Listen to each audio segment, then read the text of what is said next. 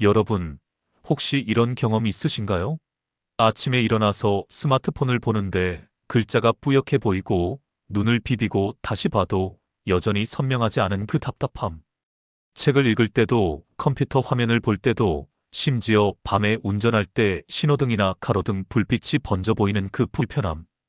많은 분들이 이럴 때 이렇게 생각하십니다. 아, 내가 이제 나이가 들어서 노안이 온 건가? 혹시 벌써 백내장이 시작된 건 아닐까 하고 걱정하시죠. 저도 안과 전문의로서 매일 이런 고민을 가지고 오시는 환자분들을 만납니다. 그런데 놀라운 사실이 있습니다. 이런 증상을 호소하시는 분들 중 실제로 백내장이나 심각한 노안으로 진단받는 경우는 전체의 10%도 되지 않습니다. 그럼 나머지 90%는 뭘까요? 바로 오늘 제가 여러분께 꼭 알려드리고 싶은 주제입니다. 제 이름은 김민준이고 밝은 눈 안과의원에서 15년째 환자분들을 진료하고 있는 안과 전문의입니다. 오늘 이 영상을 끝까지 보시면 여러분이 그동안 오해하고 계셨던 시력 저하의 진짜 원인을 정확히 알게 되실 겁니다. 그리고 더 중요한 건 수술이나 비싼 치료 없이도 집에서 매일 실천할 수 있는 구체적인 해결 방법까지 모두 알려드릴 겁니다. 실제로 제 환자분들 중에서 오늘 알려드릴 방법들을 3개월만 꾸준히 실천하신 분들은 거의 대부분 시야가 맑아졌다고 말씀하십니다. 그러니까 여러분도 오늘 이 영상 하나로 눈 건강에 대한 고민을 확실하게 해결하실 수 있을 겁니다. 그런데 여러분, 시작하기 전에 제가 한 가지 질문을 드리고 싶습니다. 여러분은 지금 이 순간에도 눈을 깜빡이고 계신가요? 당연하다고요? 그럼 몇 초에 한 번씩 깜빡이는지 아시나요? 정상적인 사람은 3초에서 4초에 한 번씩 눈을 깜빡입니다. 하지만 스마트폰을 볼 때나 컴퓨터 작업을 할 때는 어떨까요? 놀랍게도 깜빡이는 횟수가 절반 이하로 줄어듭니다. 이게 바로 오늘 우리가 이야기할 핵심 문제의 시작입니다. 눈을 덜 깜빡이면 눈물이 제대로 공급되지 않고 눈물이 부족하면 우리 눈은 서서히 건조해지기 시작합니다. 그리고 이 건조함이 바로 여러분의 시야를 침침하고 뿌옇게 만드는 주범입니다. 자, 그럼 본격적으로 시작해 볼까요? 오늘 영상은 크게 세 부분으로 구성됩니다. 첫 번째로는 왜 안구 건조증이 시야를 흐리게 만드는지 과학적으로 정확하게 설명해 드릴 겁니다. 두 번째로는 실제 환자 사례를 통해서 이 문제가 얼마나 심각할 수 있는지, 그리고 어떻게 개선되는지 보여드릴 겁니다. 마지막 세 번째로는 여러분이 오늘 당장 집에서 시작할 수 있는 구체적인 해결 방법 세 가지를 단계별로 알려드릴 겁니다. 준비되셨나요? 그럼 시작하겠습니다. 여러분, 안구 건조증이라는 말을 들으면 어떤 생각이 드시나요? 대부분의 사람들은 그냥 눈이 좀 건조하고 뻑뻑한 정도로 생각하십니다. 불편하긴 하지만 심각한 문제는 아니라고 여기시죠. 하지만 제가 15년 동안 수많은 환자를 진료하면서 깨달은 건 안구 건조증은 단순히 불편함을 넘어서 우리의 시력, 정확히 말하면 시력의 질을 직접적으로 떨어뜨리는 아주 심각한 문제라는 것입니다. 지금부터 그 이유를 과학적으로 명확하게 설명해 드리겠습니다. 첫 번째 원리는 눈물층의 불안정성입니다. 여러분, 우리 눈 표면에는 눈물층이라는 아주 얇은 막이 있습니다. 이 눈물층은 세 개의 층으로 이루어져 있는데요. 가장 안쪽에는 점액층이 있어서 눈물이 각막에 잘 달라붙도록 도와주고, 중간에는 수분층이 있어서 눈을 촉촉하게 유지시켜주며, 가장 바깥쪽에는 기름층이 있어서 수분이 너무 빨리 증발하지 않도록 막아줍니다. 이 세 개의 층이 완벽하게 조화를 이룰 때 우리 눈은 건강하게 유지됩니다.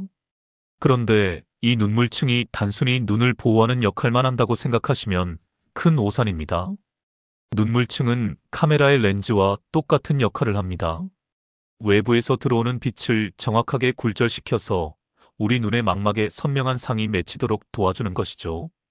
여기서 중요한 건 이 눈물층이 매끄럽고 균일해야 한다는 겁니다. 카메라 렌즈를 생각해 보세요. 렌즈가 깨끗하고 매끄러우면 선명한 사진이 찍히지만 렌즈에 지문이나 먼지가 묻으면 사진이 흐릿하게 나오죠. 우리 눈도 마찬가지입니다.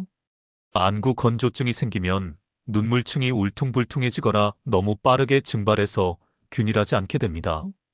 그러면 빛이 제대로 굴절되지 못하고 여기저기 흩어지면서 우리가 보는 이미지가 흐릿하고 번져 보이게 되는 겁니다. 특히 눈을 깜빡이지 않고 뭔가를 집중해서 볼 때, 예를 들어 책을 읽거나 컴퓨터 화면을 볼 때 눈물층이 빠르게 깨지면서 시야가 점점 더 뿌옇게 변하는 걸 경험하신 적 있으실 겁니다. 이게 바로 눈물층 불안정성 때문입니다. 두 번째 원리는 각막의 미세 손상과 염증입니다.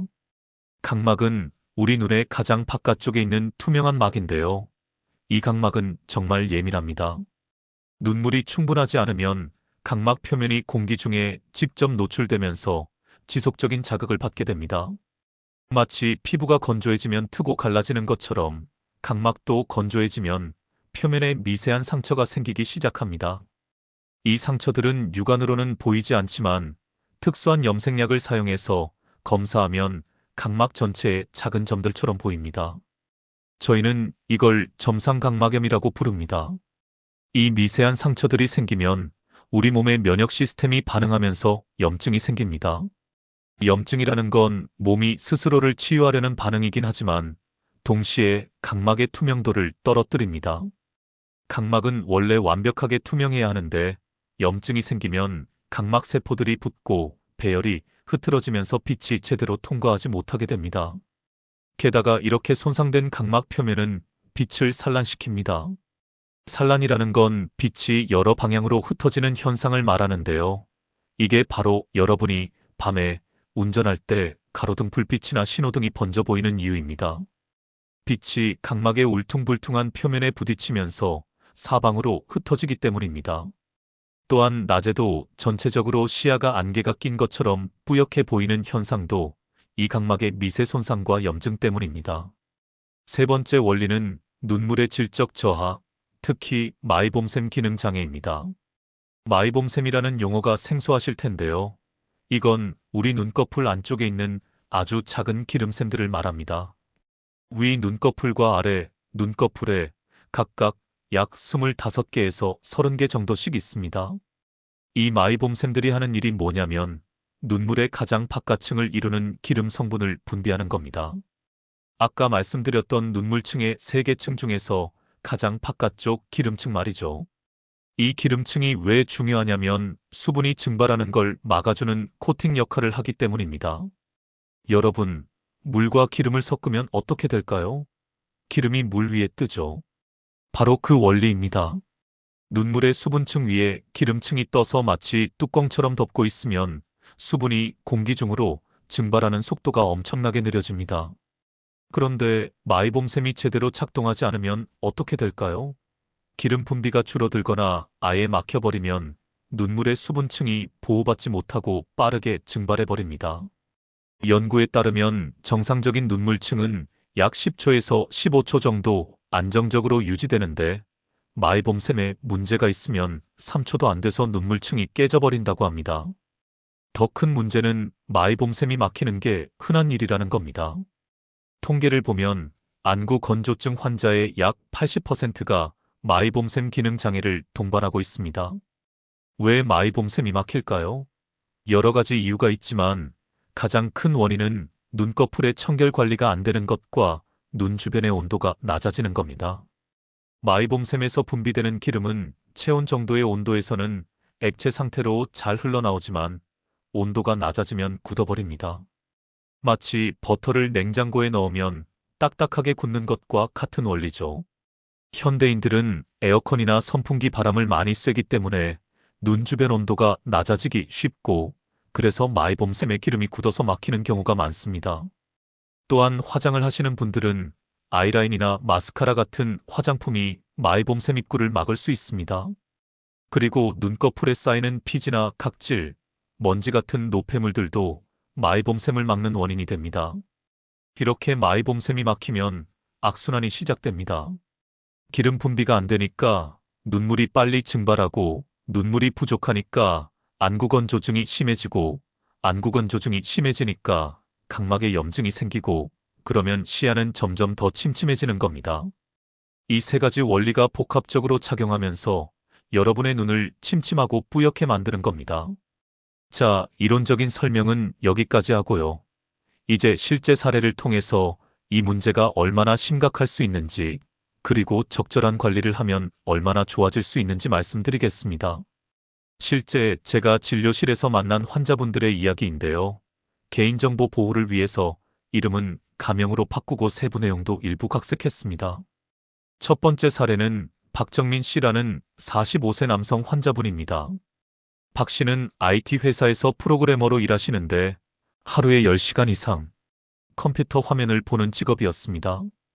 박 씨가 처음 저희 병원을 찾아오신 건 작년 가을이었습니다.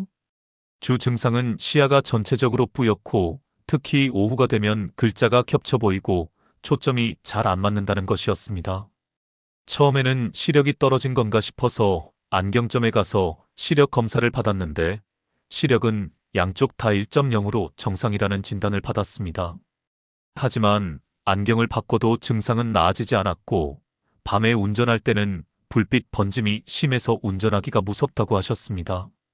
박 씨는 혹시 백내장이 시작된 건 아닐까 걱정하며 저희 병원을 찾아오셨습니다. 제가 세극등 현미경으로 검사를 해보니 수정체는 아직 깨끗했고 백내장은 전혀 없었습니다. 대신에 각막 표면에 미세한 상처가 많이 보였고 눈물 막파괴 시간 검사를 해보니 정상은 10초 이상인데 박 씨는 3초밖에 안 됐습니다. 또 마이봄샘을 눌러보니 기름이 거의 나오지 않고 막혀있는 상태였습니다. 전형적인 안구 건조증이었고 특히 마이봄샘 기능 장애가 심한 케이스였습니다. 저는 박 씨에게 안구 건조증이 시야를 흐리게 만드는 원리를 설명해 드리고 오늘 제가 여러분께 알려드릴 3가지 관리 방법을 처방했습니다. 처음에 박 씨는 반신반의했습니다. 안구 건조증이 이렇게 심각한 문제인 줄 몰랐다고 하시면서도 그냥 인공 눈물 넣고 눈꺼풀 청소한다고 이렇게 불편한 증상이 좋아질까 의심스러워 하셨죠. 하지만 저는 최소 3개월은 꾸준히 해보시라고 권유했습니다. 박 씨는 제 말을 믿고 매일 아침 저녁으로 온찜질을 하고 눈꺼풀 청소를 하고 일회용 인공 눈물을 2시간마다 넣고 오메가3 영양제를 복용하기 시작했습니다. 한 달 뒤에 다시 오셨을 때 박 씨의 표정이 달라져 있었습니다.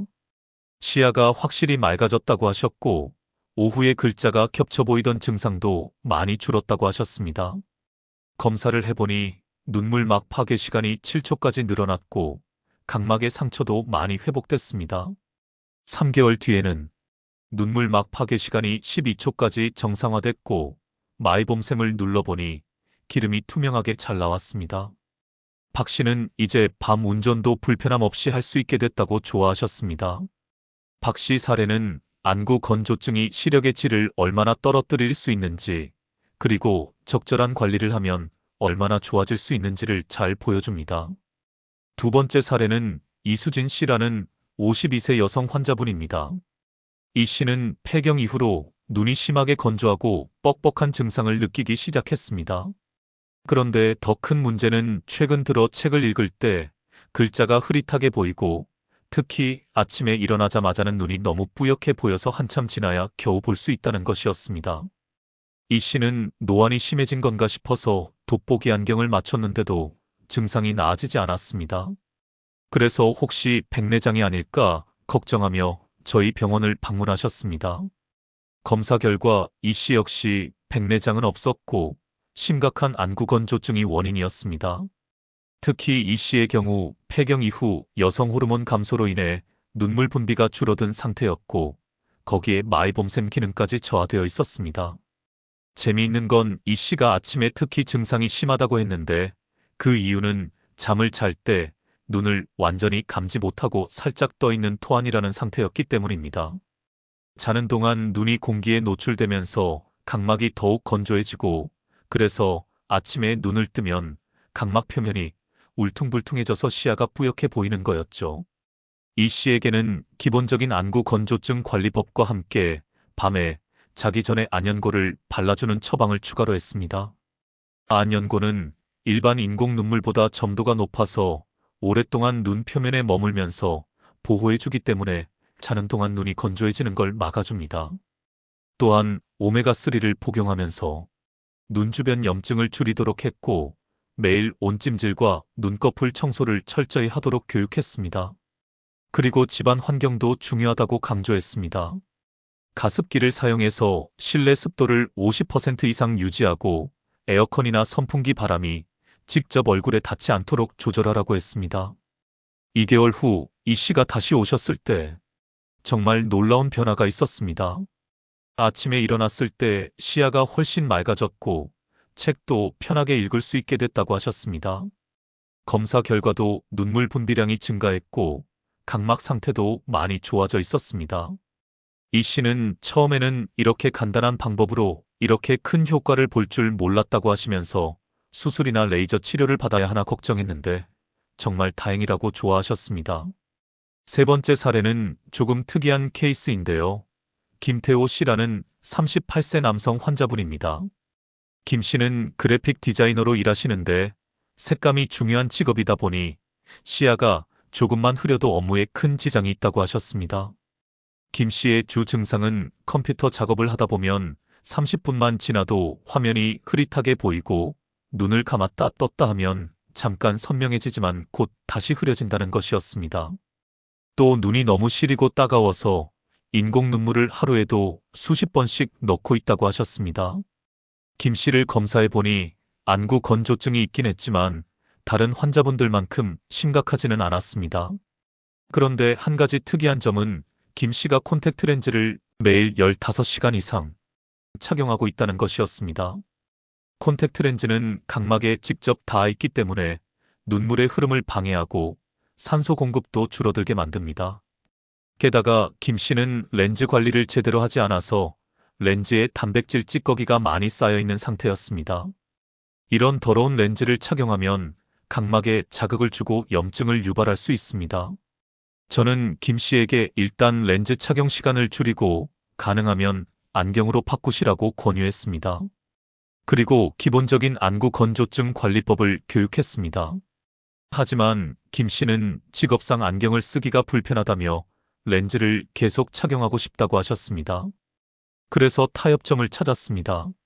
최소한 집에 있을 때는 렌즈를 빼고 안경을 쓰기로 하고 렌즈를 착용할 때는 산소 투과율이 높은 실리콘 하이드로겔 재질의 렌즈로 바꾸고 렌즈 세척을 철저히 하기로 했습니다. 그리고 렌즈를 착용한 상태에서도 사용할 수 있는 인공 눈물을 처방했고 매일 온찜질과 눈꺼풀 청소를 하도록 했습니다. 한 달 뒤 김 씨는 렌즈 착용 시간을 하루 8시간 정도로 줄이고 나머지 시간은 안경을 착용했더니 증상이 많이 좋아졌다고 하셨습니다. 작업할 때도 화면이 흐려지는 시간이 늦춰졌고 눈의 피로감도 확실히 줄었다고 했습니다. 3개월 후에는 거의 정상 수준으로 회복됐고 김 씨는 이제 렌즈를 꼭 필요한 상황에서만 착용하고 평소에는 안경을 쓰는 습관을 들였다고 하셨습니다. 이 케이스는 콘택트 렌즈 착용자들이 특히 안구 건조증에 취약하다는 것을 보여주는 좋은 예입니다. 마지막으로 네 번째 사례는 최영희 씨라는 67세 여성 환자분입니다. 최 씨는 다른 분들과는 조금 다른 상황이었습니다. 최 씨는 당뇨병을 앓고 계셨고 고혈압 약과 우울증 약을 복용하고 계셨습니다. 최 씨가 저희 병원에 오신 이유는 최근 몇 개월 사이에 시야가 급격하게 나빠졌고 눈이 너무 건조해서 아침에 눈을 뜨는 것조차 힘들다는 것이었습니다. 또 눈이 빨갛게 충혈되고 이물감이 심해서 잠을 제대로 잘 수가 없다고 하셨습니다. 검사를 해보니 최 씨는 매우 심한 안구 건조증이 있었고 각막에 상처도 많이 생긴 상태였습니다. 여기서 중요한 점은 최 씨가 복용하고 있던 약들이 안구 건조증을 악화시킬 수 있다는 것이었습니다. 고혈압 약 중 일부와 항우울제는 부작용으로 눈물 분비를 감소시킬 수 있습니다. 또한 당뇨병이 있으면 신경 손상으로 인해 눈물 분비 기능이 떨어질 수 있고 눈물의 질도 나빠질 수 있습니다. 게다가 최 씨는 자가 면역 질환인 쇼그렌 증후군도 의심되는 상황이었습니다. 쇼그렌 증후군은 침샘과 눈물샘을 공격하는 질환으로 심한 안구 건조증을 유발합니다. 최 씨의 경우는 단순히 생활 습관 개선만으로는 부족했습니다. 저는 최 씨를 류마티스 내과에 의뢰해서 쇼그렌 증후군 검사를 받도록 했고 실제로 쇼그렌 증후군 진단을 받았습니다. 그래서 류마티스 내과에서 면역 억제제 치료를 시작했고 안과에서는 강력한 안구 건조증 치료를 병행했습니다. 일회용 인공 눈물을 하루 8회 이상 사용하고 밤에는 안연고를 발랐으며 염증을 억제하는 사이클로스포린 안약도 처방했습니다. 또한 눈물점을 막아주는 시술도 시행했습니다. 눈물점은 눈물이 빠져나가는 구멍인데 이걸 실리콘 마개로 막아주면 적은 양의 눈물이라도 눈에 오래 머물게 할 수 있습니다. 최 씨의 치료는 시간이 좀 걸렸습니다. 6개월 정도 지속적으로 치료를 받으면서 서서히 증상이 개선됐습니다. 완전히 정상으로 돌아오지는 못했지만 일상생활을 하는 데는 큰 불편함이 없을 정도로 좋아졌습니다. 이 케이스는 안구 건조증이 때로는 전신 질환의 일부일 수 있고 복용하는 약물도 영향을 줄 수 있다는 것을 보여줍니다. 그래서 만약 여러분이 안구 건조증이 있으면서 동시에 다른 질환으로 약을 복용하고 계신다면 꼭 안과 의사에게 알려주셔야 합니다. 이 4가지 사례를 통해서 알 수 있는 건 안구 건조증은 사람마다 원인도 다르고 증상도 다르지만 공통적으로 시력의 질을 크게 떨어뜨린다는 것입니다. 그리고 적절한 관리와 치료를 하면 대부분 좋아질 수 있다는 것도 확인할 수 있습니다. 자, 이제 가장 중요한 부분입니다. 여러분이 오늘 당장 집에서 시작할 수 있는 구체적인 해결 방법 3가지를 알려드리겠습니다. 이 방법들은 제가 15년 동안 수천 명의 환자를 치료하면서 가장 효과가 좋았던 것들만 엄선한 것입니다. 하나하나 자세히 설명해 드릴 테니 꼭 메모하시고 오늘부터 바로 실천해 보시기 바랍니다. 첫 번째 해결책은 인공 눈물을 올바르게 사용하는 것입니다. 많은 분들이 인공 눈물을 사용하고 계시지만 대부분 잘못된 방법으로 사용하고 계십니다. 인공 눈물을 제대로 사용하려면 몇 가지 중요한 포인트가 있습니다. 먼저 인공 눈물의 종류부터 알아야 합니다. 약국에 가면 정말 많은 종류의 인공 눈물이 있는데 크게 2가지로 나눌 수 있습니다. 방부제가 들어있는 것과 방부제가 없는 일회용 제품입니다. 여기서 중요한 건 만약 여러분이 하루에 4번 이상 인공 눈물을 사용하신다면 반드시 방부제가 없는 일회용 제품을 사용해야 한다는 것입니다. 왜냐하면 방부제는 세균의 번식을 막아주는 역할을 하지만 동시에 각막세포에도 독성을 가지고 있기 때문입니다. 가끔 사용하는 건 괜찮지만 자주 사용하면 오히려 각막에 손상을 줄 수 있습니다. 특히 이미 안구 건조증으로 각막이 손상된 상태에서 방부제가 든 인공 눈물을 자주 넣으면 증상이 더 악화될 수 있습니다. 그래서 저는 환자분들에게 항상 일회용 무방부제 인공 눈물을 추천합니다. 다음으로 인공 눈물의 성분을 봐야 합니다. 인공 눈물에는 여러 가지 성분이 들어갈 수 있는데 그 중에서 가장 효과적인 성분이 히알루론산입니다. 히알루론산은 자기 무게의 1000배나 되는 물을 흡수할 수 있는 천연 보습 성분입니다. 우리 피부나 관절에도 원래 있는 성분인데 눈물에도 소량 들어 있습니다. 히알루론산이 함유된 인공 눈물은 일반 식염수 기반 인공 눈물보다 눈 표면에 훨씬 오래 머물면서 보습 효과를 유지합니다. 그래서 히알루론산 인공 눈물을 넣으면 30분에서 1시간 정도는 눈이 편안한 상태를 유지할 수 있습니다. 또 하나 중요한 건 인공 눈물의 점도입니다. 점도라는 건 쉽게 말해서 얼마나 끈적거리느냐를 나타내는 겁니다. 인공 눈물에는 묽은 것부터 젤 타입까지 다양한 점도의 제품이 있습니다. 증상이 가벼운 분들은 묽은 타입을 사용하시면 되고 증상이 심한 분들은 점도가 높은 젤 타입을 사용하시는 게 좋습니다. 다만 젤 타입은 넣었을 때 잠깐 시야가 흐려질 수 있으니까 운전하기 직전이나 중요한 일을 하기 직전에는 피하시는 게 좋습니다. 대신 자기 전에 젤 타입을 넣으면 자는 동안 눈이 건조해지는 걸 막을 수 있어서 아침에 눈을 떴을 때 훨씬 편합니다. 그럼 인공 눈물을 어떻게 넣어야 할까요? 많은 분들이 그냥 눈을 위로 향하게 하고 눈 중앙에 떨어뜨리시는데 이건 잘못된 방법입니다. 올바른 방법은 이렇습니다. 먼저 손을 깨끗이 씻습니다. 그 다음에 고개를 뒤로 젖히고 한 손으로 아래 눈꺼풀을 살짝 당겨서 주머니를 만듭니다. 그리고 인공 눈물 용기를 눈에서 약 2cm 떨어진 곳에 위치시킵니다. 너무 가까우면 용기가 눈에 닿아서 오염될 수 있습니다. 그리고 아래 눈꺼풀의 안쪽, 즉 결막낭이라고 부르는 부분에 한두 방울 떨어뜨립니다. 그 다음 눈을 감고 1분 정도 가만히 있습니다. 이때 눈을 깜빡이지 않는 게 중요합니다. 왜냐하면 눈을 깜빡이면 인공 눈물이 눈물점을 통해 빠져나가 버리기 때문입니다.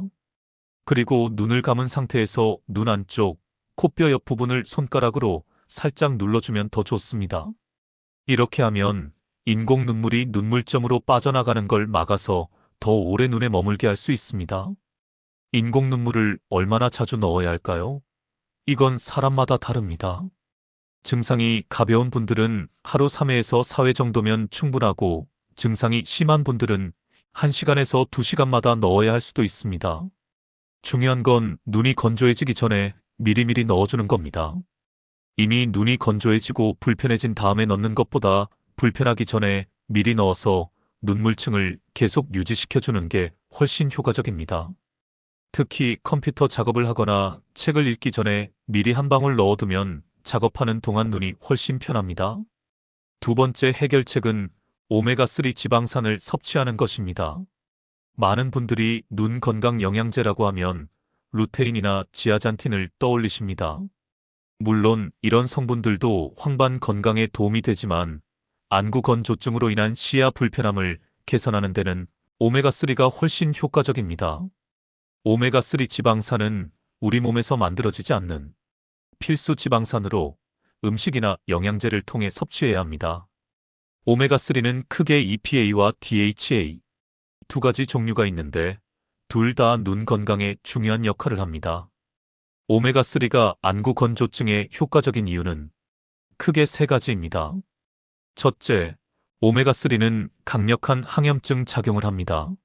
앞서 설명드렸듯이 안구 건조증은 각막에 미세한 염증을 일으키고 이 염증이 시야를 흐리게 만듭니다.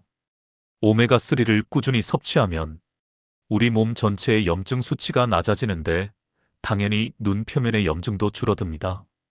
여러 연구에서 오메가3를 3개월 이상 복용한 안구 건조증 환자들의 각막 염증 지표가 유의미하게 감소했다는 결과가 나왔습니다. 둘째, 오메가3는 마이봄샘의 기능을 개선합니다. 마이봄샘에서 분비되는 기름의 질을 좋게 만들어서 눈물의 증발을 막아줍니다. 실제로 오메가3를 복용한 사람들의 마이봄샘에서 나오는 기름을 분석해보면 기름의 점도가 적절해지고 성분도 좋아진다는 연구 결과가 있습니다. 기름의 질이 좋아지면 눈물층의 안정성이 높아지고 그러면 시야도 맑아집니다. 셋째, 오메가3는 눈물 분비를 촉진합니다. 정확한 메커니즘은 아직 연구 중이지만 오메가3를 복용하면 눈물샘의 기능이 활성화되어 눈물 분비량이 증가한다는 연구들이 있습니다. 눈물이 더 많이 나오면 당연히 눈이 덜 건조해지고 편안해집니다. 그럼 오메가3를 어떻게 섭취해야 할까요? 오메가3는 주로 등푸른 생선에 많이 들어 있습니다. 고등어, 연어, 청어, 정어리 같은 생선들이 대표적입니다. 이런 생선을 일주일에 2, 3회 정도 먹으면 충분한 양의 오메가3를 섭취할 수 있습니다. 하지만 현대인들은 바쁜 생활 때문에 생선을 자주 먹기가 쉽지 않죠. 그래서 저는 오메가3 영양제를 복용하시길 권장합니다. 오메가3 영양제를 선택할 때 몇 가지 주의할 점이 있습니다. 첫째, EPA와 DHA의 함량을 확인하세요. 제품에 오메가3가 1000mg 들어있다고 해도 실제로 우리 몸에 필요한 EPA와 DHA는 그보다 훨씬 적을 수 있습니다. 나머지는 다른 지방 성분이거나 캡슐 껍질일 수 있거든요. 그래서 EPA와 DHA의 순수 함량을 확인해야 합니다. 안구 건조증 개선을 위해서는 하루에 EPA와 DHA를 합쳐서 최소 1000mg 이상 섭취하는 게 좋습니다. 둘째, 오메가3의 형태를 확인하세요. 오메가3는 크게 TG 형태와 E 형태가 있는데 TG 형태가 우리 몸에 흡수가 더 잘 됩니다. 그래서 가능하면 TG 형태 또는 아티지 형태라고 표시된 제품을 선택하시는 게 좋습니다. 셋째, 신선도를 확인하세요. 오메가3는 산화되기 쉬운 성분입니다. 산화된 오메가3를 먹으면 오히려 몸에 해로울 수 있습니다. 그래서 산화 방지를 위해 비타민 E가 함께 들어있는 제품이 좋고, 개별 포장된 제품이 대용량 통보다 신선도 관리에 유리합니다. 오메가3는 하루에 한 번 식사와 함께 복용하는 게 가장 좋습니다. 특히 기름진 음식과 함께 먹으면 흡수율이 높아집니다. 그리고 중요한 건 최소 3개월 이상 꾸준히 복용해야 효과를 볼 수 있다는 겁니다. 오메가3는 약이 아니라 영양제이기 때문에 즉각적인 효과를 기대하긴 어렵습니다. 하지만 꾸준히 복용하면 서서히 눈의 염증이 줄어들고 마이봄샘 기능이 개선되면서 안구건조증 증상이 좋아집니다. 제 환자분들 중에서 3개월 이상 오메가3를 복용하신 분들은 대부분 눈이 편해졌다고 말씀하십니다. 세 번째 해결책은 온찜질과 눈꺼풀 청소입니다. 이건 제가 가장 강조하고 싶은 부분입니다. 왜냐하면 이 방법이 안구 건조증의 근본 원인인 마이봄샘 막힘을 직접 해결하는 방법이기 때문입니다. 앞서 말씀드렸듯이 안구 건조증 환자의 80%는 마이봄샘 기능 장애를 가지고 있습니다. 마이봄샘이 막히면 기름 분비가 안 되고, 그러면 눈물이 빨리 증발해서 안구 건조증이 악화됩니다. 그래서 마이봄샘을 뚫어주고 깨끗하게 관리하는 게 정말 중요합니다. 온찜질은 마이봄샘에 막혀있는 기름을 녹여주는 역할을 합니다. 마이봄샘의 기름은 체온보다 조금 높은 온도, 약 40도에서 45도 정도에서 녹기 시작합니다. 그래서 따뜻한 온도로 눈꺼풀을 찜질해주면 굳어있던 기름이 녹아서 다시 흘러나올 수 있게 됩니다. 온찜질을 하는 방법은 여러 가지가 있는데, 가장 간단한 방법은 따뜻한 물에 적신 수건을 사용하는 겁니다. 깨끗한 수건을 40도에서 45도 정도의 따뜻한 물에 적셔서 꼭 짠 다음 눈을 감은 상태에서 눈꺼풀 위에 올려놓습니다. 너무 뜨거우면 화상을 입을 수 있으니 온도를 꼭 확인하세요. 손목 안쪽에 대봤을 때 따뜻하게 느껴지지만 뜨겁지 않은 정도가 적당합니다. 수건이 식으면 다시 따뜻한 물에 적셔서 올려놓고 이렇게 총 5분에서 10분 정도 찜질을 합니다. 수건이 번거로우시다면 약국이나 인터넷에서 파는 일회용 온열 안대를 사용하셔도 좋습니다. 온열 안대는 포장을 뜯으면 자동으로 발열되어서 약 40도 정도의 온도를 20분 정도 유지해줍니다. 사용하기 편하고 온도도 일정하게 유지되니까 바쁜 현대인들에게 좋은 선택입니다. 또 반영구적으로 사용할 수 있는 전기 온열 안대도 있습니다. 이런 제품들은 온도 조절이 가능하고 타이머 기능도 있어서 더 안전하고 편리합니다. 온찜질은 하루에 한두 번 하시는 게 좋습니다. 특히 아침에 일어나서 세수하기 전에 한 번, 그리고 밤에 자기 전에 한 번 하시면 효과적입니다. 아침에 온찜질을 하면 자는 동안 굳어있던 마이봄샘의 기름이 녹아서 하루 종일 눈물층이 안정적으로 유지됩니다. 밤에 자기 전에 온찜질을 하면 자는 동안 눈이 건조해지는 걸 예방할 수 있습니다. 온찜질만 해도 어느 정도 효과가 있지만 여기에 눈꺼풀 청소를 추가하면 효과가 배가 됩니다. 눈꺼풀 청소는 마이봄샘 입구에 쌓여있는 노폐물과 기름 찌꺼기를 제거하는 과정입니다. 온찜질로 기름을 녹였으면 이제 그 녹은 기름과 함께 쌓여있던 찌꺼기들을 닦아내야 합니다. 그래야 마이봄샘이 다시 막히지 않고 계속 깨끗하게 유지될 수 있습니다. 눈꺼풀 청소를 하는 방법은 이렇습니다. 먼저 약국에서 눈꺼풀 전용 세정제를 구입합니다. 제품명으로는 아이샴푸, 리드하이진, 블레파클린 같은 제품들이 있습니다. 이런 제품들은 눈에 자극이 없도록 만들어졌고 마이봄샘 주변의 기름 찌꺼기와 노폐물을 효과적으로 제거해줍니다. 세정제를 면봉이나 거즈에 적당량 묻힙니다. 그 다음 거울을 보면서 아래 눈꺼풀을 손가락으로 살짝 당깁니다. 그리고 면봉으로 속눈썹 뿌리 부분, 정확히는 눈꺼풀 가장자리를 부드럽게 닦아줍니다. 너무 세게 문지르면 눈을 자극할 수 있으니 부드럽게 쓸어내듯이 닦는 게 중요합니다. 아래 눈꺼풀을 다 닦았으면 위 눈꺼풀도 같은 방법으로 닦아줍니다. 양쪽 눈을 다 청소하는데 2, 3분 정도 걸립니다. 이 과정을 하루에 한두 번 온찜질 직후에 하시면 가장 효과적입니다. 처음에는 좀 귀찮게 느껴질 수 있습니다. 하지만 익숙해지면 양치질하는 것처럼 일상의 루틴이 됩니다. 실제로 제 환자분들 중에서 온찜질과 눈꺼풀 청소를 3개월 이상 꾸준히 하신 분들은 거의 대부분 눈 상태가 좋아졌습니다. 마이봄샘이 뚫리고 기름 분비가 정상화되면서 눈물층이 안정되고 그러면 자연스럽게 시야도 맑아집니다. 특히 화장을 하시는 여성분들은 눈꺼풀 청소가 정말 중요합니다.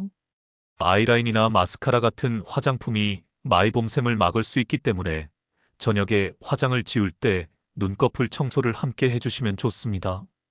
여기서 한 가지 더 팁을 드리자면 온찜질 후에 눈꺼풀 마사지를 추가로 해주시면 더욱 효과적입니다. 마사지 방법은 간단합니다. 온찜질이 끝나고 눈을 감은 상태에서 깨끗한 손가락으로 위 눈꺼풀을 아래쪽으로, 아래 눈꺼풀을 위쪽으로 부드럽게 눌러줍니다. 마이봄샘은 눈꺼풀 가장자리에 있기 때문에 눈꺼풀 중앙에서 가장자리 쪽으로 밀어주듯이 마사지하면 녹은 기름이 잘 배출됩니다. 각 눈꺼풀을 10회 정도씩 마사지해 주시면 됩니다. 이렇게 온찜질 마사지, 그리고 청소를 순서대로 하시면 마이봄샘 관리를 완벽하게 하실 수 있습니다. 이 세 가지 해결책, 즉 올바른 인공 눈물 사용, 오메가3 섭취, 그리고 온찜질과 눈꺼풀 청소를 모두 함께 실천하시면 시너지 효과가 납니다. 인공 눈물로 당장의 건조함을 해결하고 오메가3로 염증을 줄이며 눈물의 질을 높이고 온찜질과 청소로 마이봄샘을 깨끗하게 유지하는 겁니다. 이 세 가지를 동시에 하시면 대부분의 안구 건조증은 3개월 안에 많이 좋아집니다. 자, 지금까지 세 가지 핵심 해결책을 말씀드렸는데요. 여기에 더해서 일상생활에서 실천할 수 있는 몇 가지 추가 팁을 알려드리겠습니다. 이런 작은 습관들이 모여서 여러분의 눈 건강을 지켜줄 겁니다. 첫 번째는 의식적으로 눈을 자주 깜빡이는 습관을 들이는 것입니다. 앞서 말씀드렸듯이 컴퓨터나 스마트폰을 볼 때 우리는 무의식 중에 눈 깜빡임을 덜하게 됩니다. 정상적으로는 1분에 15회에서 20회 정도 깜빡여야 하는데 화면을 집중해서 볼 때는 1분에 5회 이하로 줄어듭니다. 눈을 깜빡이는 건 단순히 눈을 감았다 뜨는 게 아니라 눈물을 고르게 펴주고 새로운 눈물을 공급하는 중요한 역할을 합니다. 그래서 의식적으로라도 눈을 자주 깜빡이려고 노력해야 합니다. 예를 들어 컴퓨터 모니터에 포스트잇을 붙여놓고 깜빡이기라고 써놓으면 도움이 됩니다. 또는 스마트폰 알람을 30분마다 설정해서 알람이 울리면 눈을 의식적으로 10번 깜빡이는 것도 좋은 방법입니다. 두 번째는 20-20-20 규칙을 지키는 것입니다. 이건 미국 안과학회에서 권장하는 방법인데요. 20분 동안 화면을 봤으면 20초 동안 20피트, 즉 약 6m 이상 떨어진 곳을 바라보라는 규칙입니다. 가까운 곳을 오래 보면 눈의 조절 근육이 계속 긴장 상태를 유지하게 되고 눈 깜빡임도 줄어들면서 안구 건조증이 악화됩니다. 그래서 규칙적으로 먼 곳을 바라보면서 눈의 긴장을 풀어주고 의식적으로 눈을 깜빡여주는 게 중요합니다. 타이머를 20분으로 설정해놓고 타이머가 울리면 창밖을 보거나 사무실 끝을 바라보면서 눈을 쉬게 해주세요. 세 번째는 실내 환경을 개선하는 것입니다. 우리가 생활하는 실내 환경이 눈 건강에 큰 영향을 줍니다. 특히 습도가 중요한데요. 실내 습도가 40% 이하로 떨어지면 눈물 증발이 빨라져서 안구 건조증이 악화됩니다. 그래서 가습기를 사용해서 실내 습도를 50%에서 60% 정도로 유지하시는 게 좋습니다. 특히 겨울철에 난방을 하면 공기가 건조해지기 쉬우니까 가습기를 꼭 사용하세요. 그리고 에어컨이나 선풍기, 히터의 바람이 얼굴에 직접 닿지 않도록 조절하세요. 바람이 직접 눈에 닿으면 눈물이 빠르게 증발합니다. 책상에서 일하실 때 선풍기나 에어컨 바람의 방향을 조절하거나 위치를 바꾸시는 게 좋습니다. 네 번째는 충분한 수면을 취하는 것입니다. 잠을 충분히 자야 눈물샘이 제대로 기능하고 눈이 회복됩니다.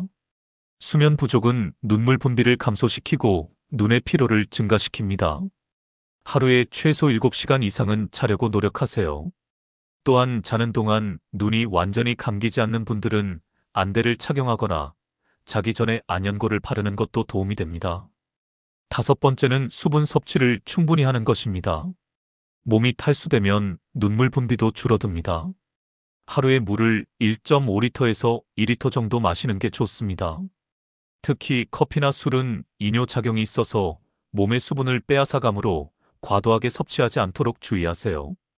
커피를 마신 후에는 물을 한 잔 더 마셔주는 게 좋습니다. 6번째는 금연입니다.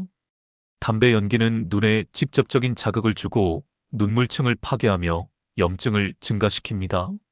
흡연자는 비흡연자에 비해 안구 건조증 발생 위험이 2배 이상 높다는 연구 결과가 있습니다. 본인이 담배를 피우지 않더라도 간접 흡연도 눈에 해롭기 때문에 담배 연기를 피하는 게 좋습니다. 7번째는 콘택트 렌즈 착용 시간을 줄이는 것입니다. 앞서 사례에서도 말씀드렸지만 콘택트 렌즈는 각막의 산소 공급을 줄이고 눈물의 흐름을 방해합니다. 가능하면 안경을 착용하시고 렌즈를 꼭 착용해야 한다면 하루에 8시간을 넘기지 않는 게 좋습니다. 그리고 집에 돌아오면 바로 렌즈를 빼고 안경으로 바꾸세요. 렌즈 세척도 철저히 하셔야 하고 일회용 렌즈를 사용하시는 게 더 안전합니다. 8번째는 정기적인 안과 검진입니다. 안구 건조증이 있으신 분들은 최소 6개월에서 1년에 한 번은 안과 검진을 받으시는 게 좋습니다. 증상이 심하거나 다른 질환이 동반된 경우에는 더 자주 검진을 받아야 합니다. 안과에서는 눈물막 파괴시간 검사, 눈물 분비량 검사, 마이봄샘 검사 등을 통해 안구 건조증의 정도를 정확히 평가하고 적절한 치료를 받을 수 있습니다. 자, 지금까지 긴 시간 동안 눈이 침침하고 뿌옇게 보이는 증상의 진짜 원인과 해결 방법에 대해 자세히 설명해 드렸습니다. 핵심을 다시 한번 정리해 드리겠습니다. 여러분이 경험하는 시력 저하와 시야 불편함의 90%는 백내장이나 노안이 아니라 안구 건조증 때문입니다. 안구 건조증은 단순히 눈이 건조한 게 아니라 눈물층의 불안정성, 각막의 미세 손상과 염증, 그리고 마이봄샘 기능 장애를 통해서 우리의 시력을 직접적으로 떨어뜨립니다. 하지만 희망적인 소식은 이 문제가 충분히 개선될 수 있다는 것입니다. 오늘 제가 알려드린 3가지 해결책을 꾸준히 실천하시면 됩니다. 첫째, 방부제가 없는 히알루론산 인공 눈물을 올바른 방법으로 규칙적으로 사용하세요. 둘째, 오메가3 영양제를 하루에 1000mg 이상 꾸준히 복용하세요. 셋째, 매일 아침 저녁으로 온찜질과 눈꺼풀 청소를 하세요. 이 3가지만 제대로 하셔도 3개월 안에 눈 상태가 많이 좋아질 겁니다. 여기에 더해서 눈을 자주 깨빡이고 20-20-20 규칙을 지키고 실내 습도를 적절히 유지하고 충분한 수면과 수분 섭취를 하시면 더욱 좋습니다. 이런 작은 습관들이 모여서 여러분의 눈을 건강하게 지켜줄 것입니다. 제가 환자분들을 진료하면서 가장 안타까운 순간은 증상이 심해질 때까지 방치하다가 뒤늦게 병원을 찾아오시는 경우입니다. 안구 건조증은 초기에 관리하면 쉽게 좋아지지만 오래 방치하면 각막에 영구적인 손상이 생길 수 있습니다. 그러니까 지금 당장 시작하세요. 오늘 당장 약국에 가서 일회용 인공 눈물과 눈꺼풀 세정제를 사시고 오메가3 영양제도 구입하세요. 그리고 오늘 밤부터 온찜질과 눈꺼풀 청소를 시작하세요. 미루지 마시고 지금 바로 실천하시는 게 중요합니다. 여러분, 맑고 선명한 세상을 보는 것은 삶의 질과 직결됩니다. 흐릿하고 침침한 시야로 생활하는 건 정말 답답하고 불편한 일입니다. 하지만 오늘 이 영상을 보신 여러분은 이제 그 문제를 해결할 수 있는 구체적인 방법을 알게 되셨습니다. 더 이상 나이 탓으로 돌리거나 백내장을 걱정하며 불안해하지 마세요. 오늘부터 제가 알려드린 방법들을 실천하시면 분명히 눈 상태가 좋아질 겁니다. 제 환자분들이 3개월 후에 다시 오셔서 눈이 정말 많이 좋아졌다고 말씀하실 때, 그리고 이제는 책도 편하게 읽고 운전도 불편함 없이 할 수 있게 됐다고 기뻐하실 때 저는 정말 보람을 느낍니다. 여러분도 그렇게 되실 수 있습니다. 조금만 노력하시면 됩니다. 매일 10분씩만 투자해서 온찜질과 눈꺼풀 청소를 하시고 인공 눈물을 규칙적으로 넣으시고 오메가3를 꾸준히 드시면 됩니다. 이게 전부입니다. 마지막으로 한 가지만 더 당부드리고 싶은 게 있습니다. 만약 여러분이 3개월 이상 열심히 관리를 했는데도 증상이 전혀 나아지지 않거나 오히려 악화된다면 반드시 안과 전문의를 찾아가서 정밀 검사를 받으시기 바랍니다. 드물게는 안구 건조증 뒤에 다른 질환이 숨어 있을 수 있고 앞서 사례에서 본 것처럼 쇼그렌 증후군 같은 자가면역 질환이 원인일 수도 있습니다. 또한 복용하시는 약물이 안구 건조증을 악화시킬 수도 있으니 안과 의사에게 현재 복용 중인 약을 모두 알려주시는 게 중요합니다. 하지만 대부분의 경우 오늘 제가 알려드린 방법들만으로도 충분히 좋아질 것입니다. 제 15년 임상 경험상 안구 건조증 환자의 70%에서 80%는 생활 습관 개선과 적절한 자가 관리만으로도 많이 좋아집니다. 그러니 너무 걱정하지 마시고 오늘부터 차근차근 실천해 보세요. 여러분의 눈 건강을 진심으로 응원합니다. 오늘 이 영상이 여러분께 도움이 되셨기를 바랍니다. 맑고 선명한 시야로 아름다운 세상을 보시길 바랍니다. 궁금하신 점이 있으시면 댓글로 남겨주세요. 가능한 한 답변 드리도록 하겠습니다. 그리고 이 영상이 도움이 되셨다면 구독과 좋아요 부탁드립니다. 알림 설정까지 해두시면 눈 건강에 관한 유용한 정보를 놓치지 않고 받아보실 수 있습니다. 또한 주변에 눈이 불편하신 분들이 계시다면 이 영상을 꼭 공유해주세요. 여러분의 작은 관심이 누군가의 눈 건강을 지켜줄 수 있습니다. 다음 영상에서도 여러분의 건강에 도움이 되는 실질적이고 과학적인 정보로 찾아뵙겠습니다. 긴 시간 시청해주셔서 정말 감사합니다. 여러분, 오늘도 건강하세요.